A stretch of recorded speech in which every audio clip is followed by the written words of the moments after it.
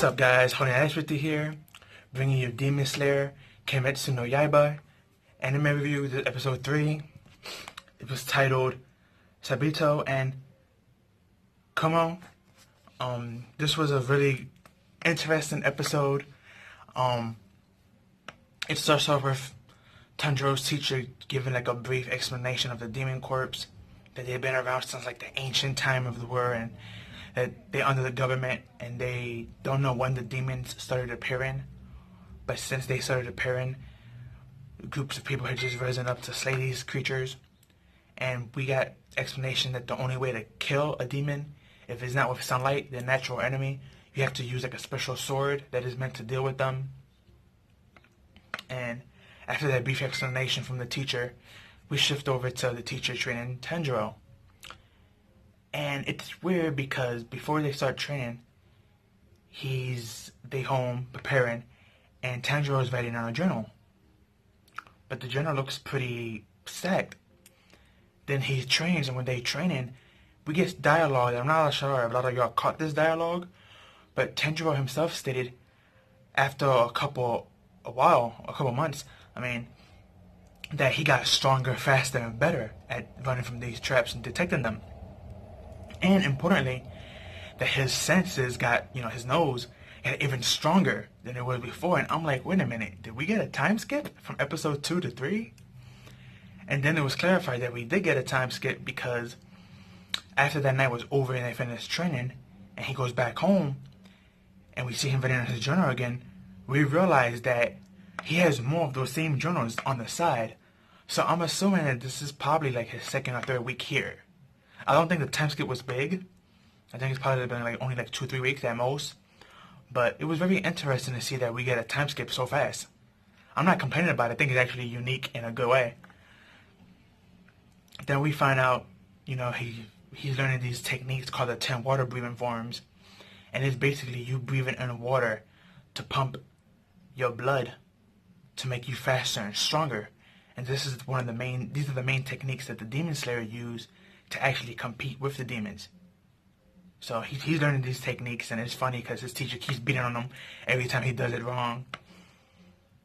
And we have this one funny moment where he kicks him off the mountaintop and he falls in a waterfall.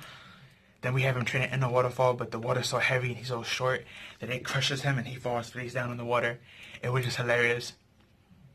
But then we get this one serious moment where his teacher had to call a doctor to come to the house because his sister, Nanako, she's actually still sleeping, and she's been sleeping for supposedly 6 months. That's half a year. That's technically hibernation. So when the doctor came to check on her, nothing was found, nothing was done. So that's the second time skip, that 6 months that she was sleeping. That's still part of the first one. But then we get another time skip where he's teaching him how to use swordsmanship. And after he teaches him swordsmanship and how to, physical training, the breathing techniques, he says, you pass. You just have one more thing before I allow you to take the final test in Mount Fuji.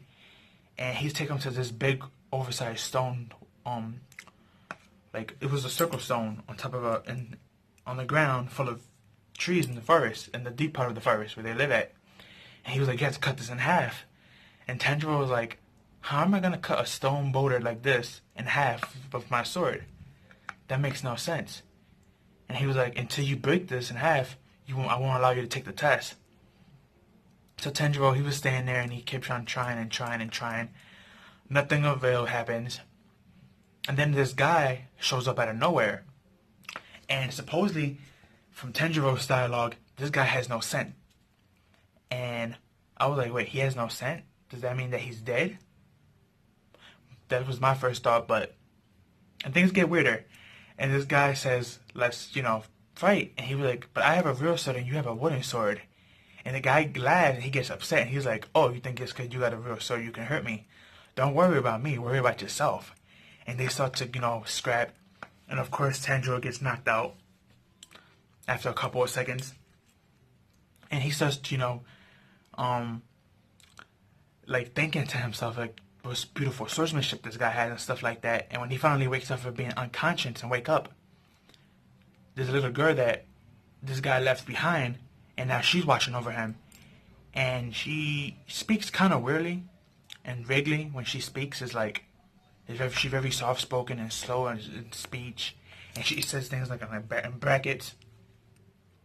And thanks to her, we got their names, and their names are actually the name of the title that we got, which is Sabito and Makito.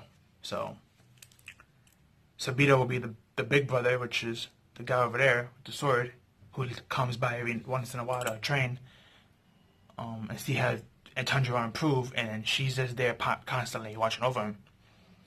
And after a while, we get another 6-month time skip, and as you see in the thumbnail, Tanjiro is actually older and more bulkier with long hair. He looks pretty cool. I think he should be like 18 right now. 'Cause I believe he was 15 when the series started. And I think we got like 6-month time skip. So a year and a half. He's about 17, maybe. 17 maybe, or 16, somewhere around there. But maybe 18 at the oldest, but he looks pretty cool.